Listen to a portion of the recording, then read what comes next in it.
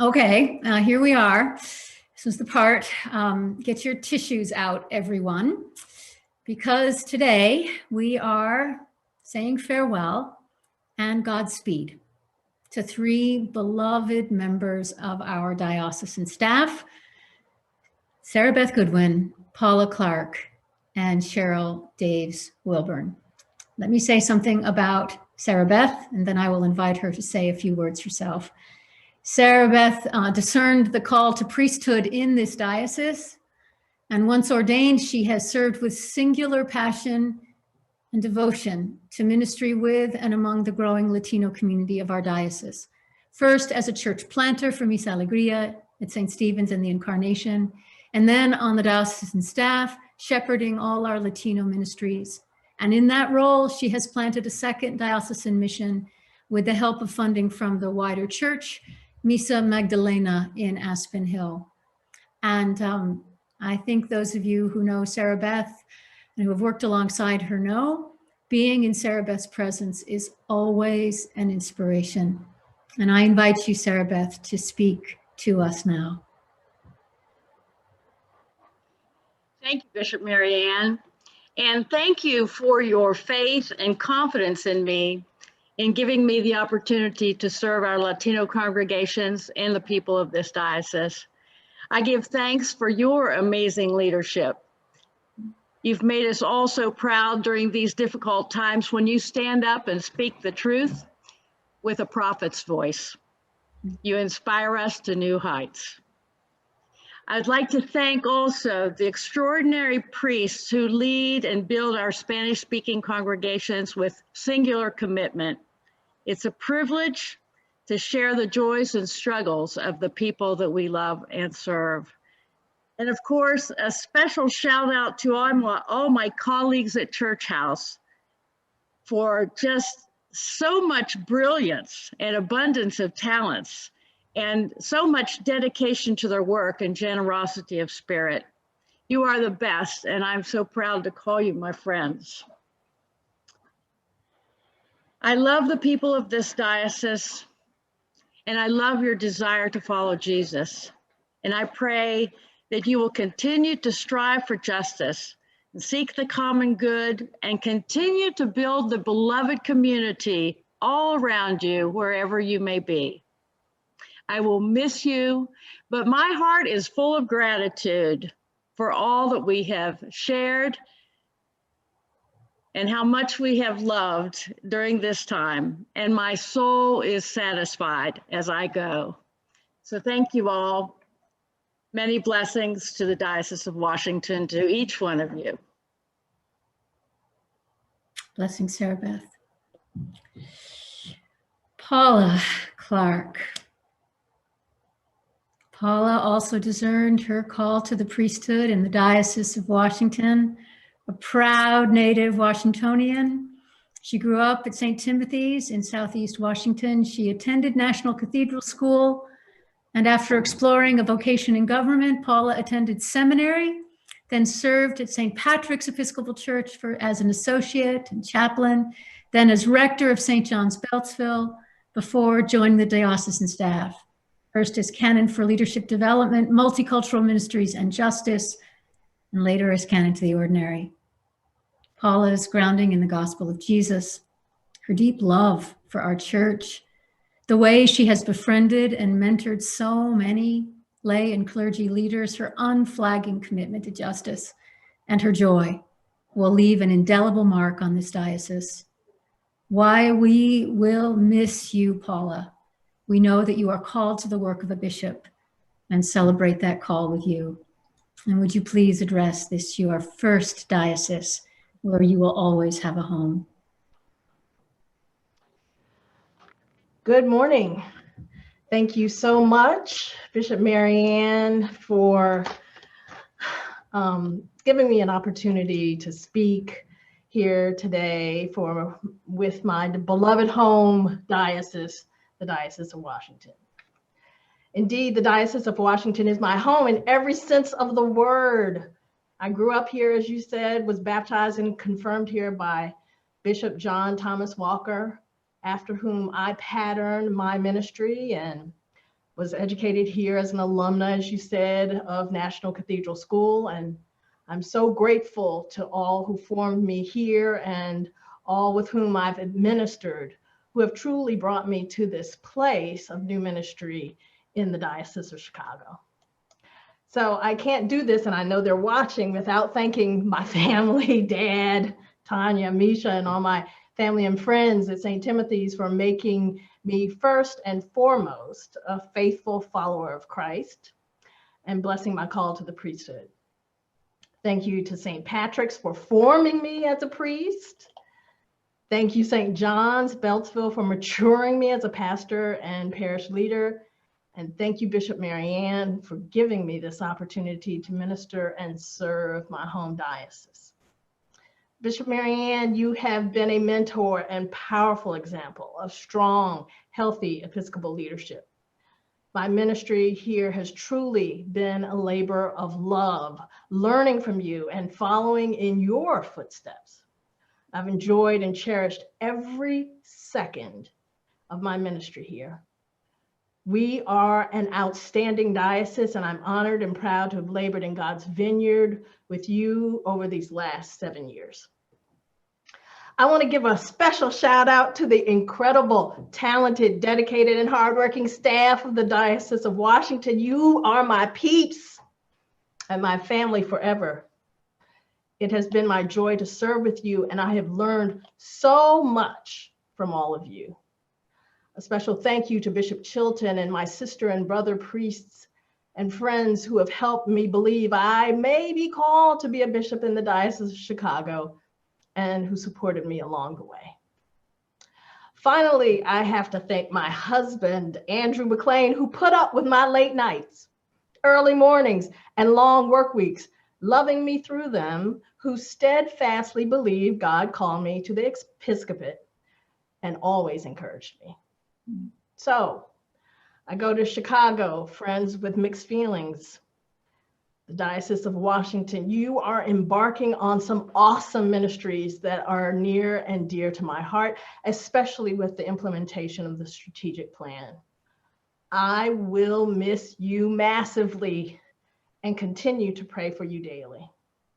I go to the Diocese of Chicago well-equipped and formed by all of you in the Diocese of Washington, and I leave you today with these slightly amended but wonderful words from Philippians 4:8 and 9 that are among my favorite. Finally, beloved, whatever is true, whatever is honorable, whatever is just, whatever is pure, whatever is pleasing, whatever is commendable, if there is any excellence, and if there's anything worthy of praise, think about these things. Keep on doing the things that you have learned and received and heard in Jesus, and the God of peace will be with you. I love you all, and may God richly bless you today and always.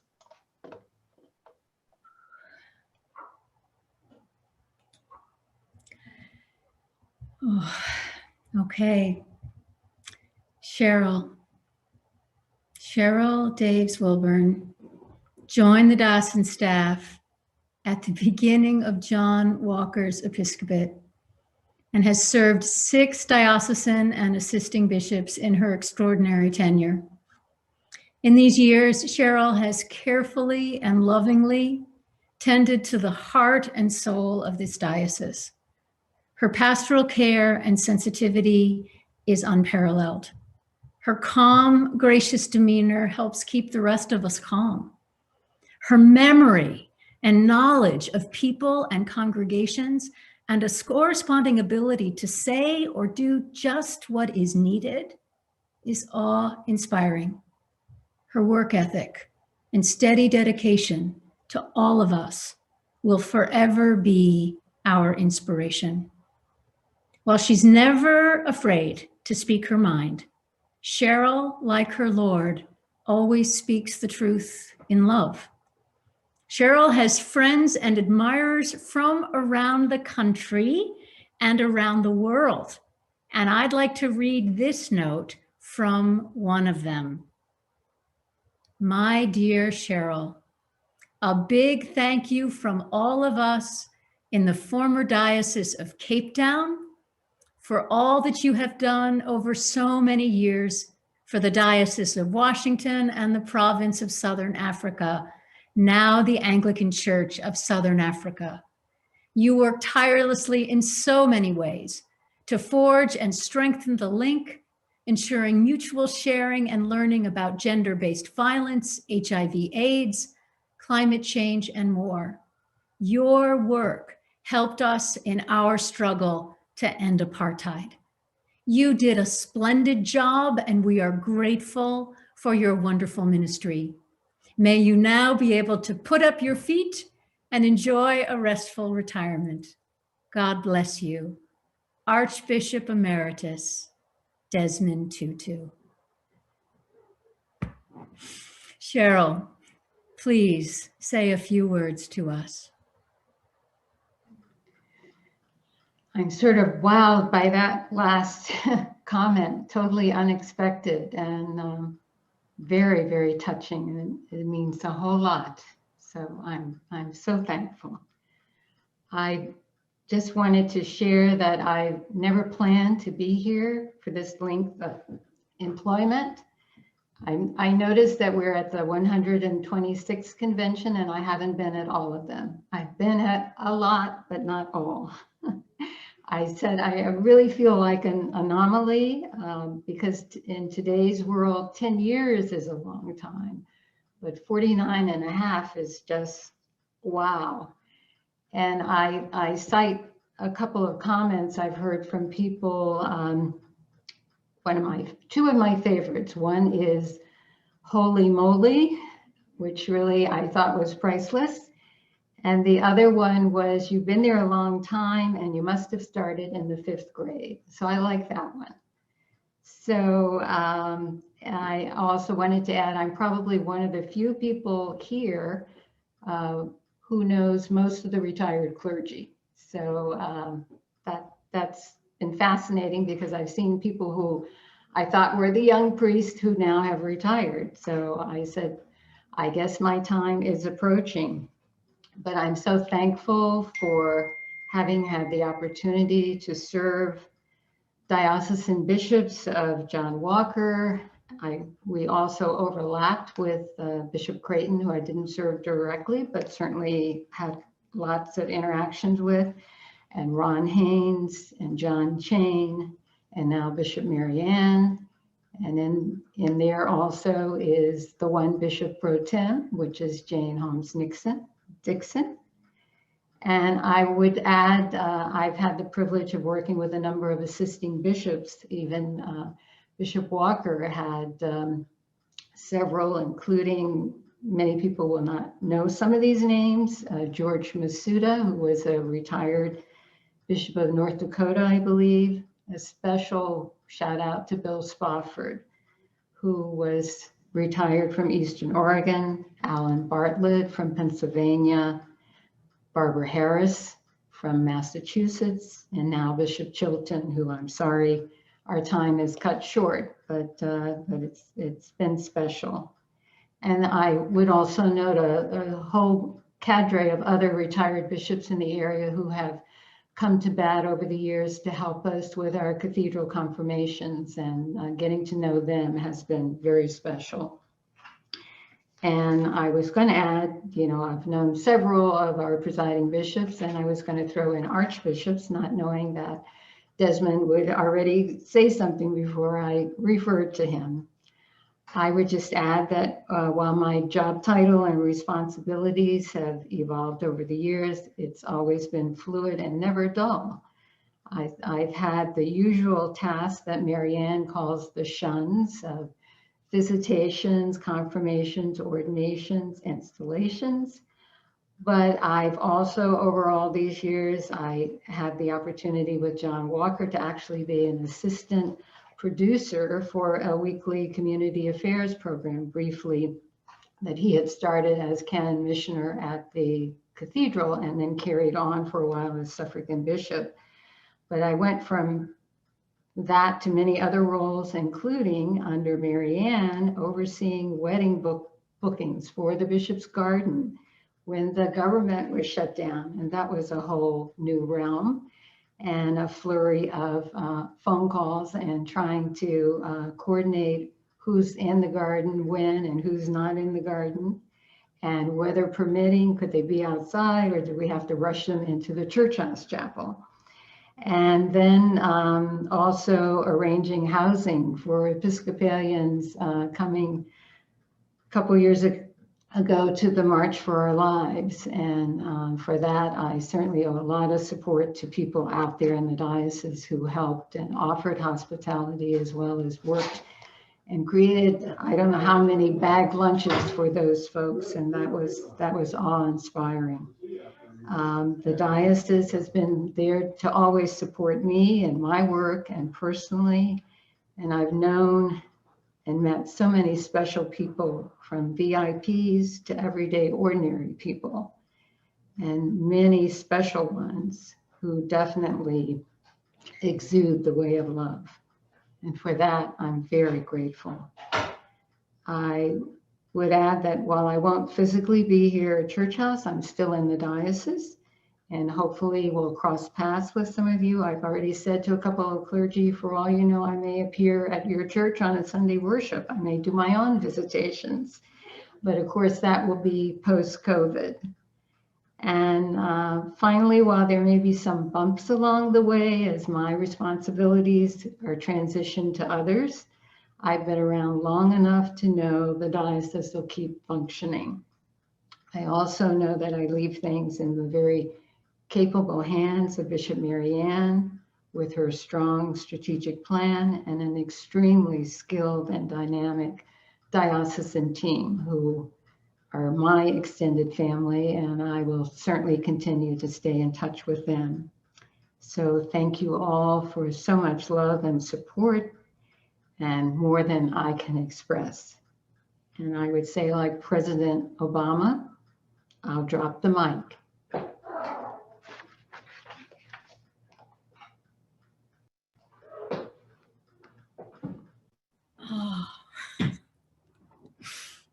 Oh, well done. Well done, Cheryl. Oh, friends. So we have, let me just get my bearings a bit here. There's no way that we can adequately thank such dedicated people for their work and ministry and service, but we do have gifts of appreciation for each of them. And I'd like to give you just a glimpse of the Reverend Joe Clark, a retired priest and master woodworker, whom you see here on your screen. And he has created special gifts for Paula, Sarabeth, and Cheryl. And I have them here, so I'm going to lift them up so that you can see. For you, Sarabeth, he has made 2 candle holders made from maple burl balls, and then with a lovely candle holder and candles for you. So these are for you, from Joe and from us. A little higher up. Oh, a little higher up. There. Can you see them now? Yeah, okay. All right. Now for you, Paula, Joe has made a Celtic ebony inlay cross, and this is wood from the church house oak tree. And this is for you. And it's engraved in the back, as is yours, Sarabeth. And then for you, Cheryl, Joe has made a memory book of matched walnut veneer with an inside of eucalyptics veneer. And again, each is lovingly inscribed.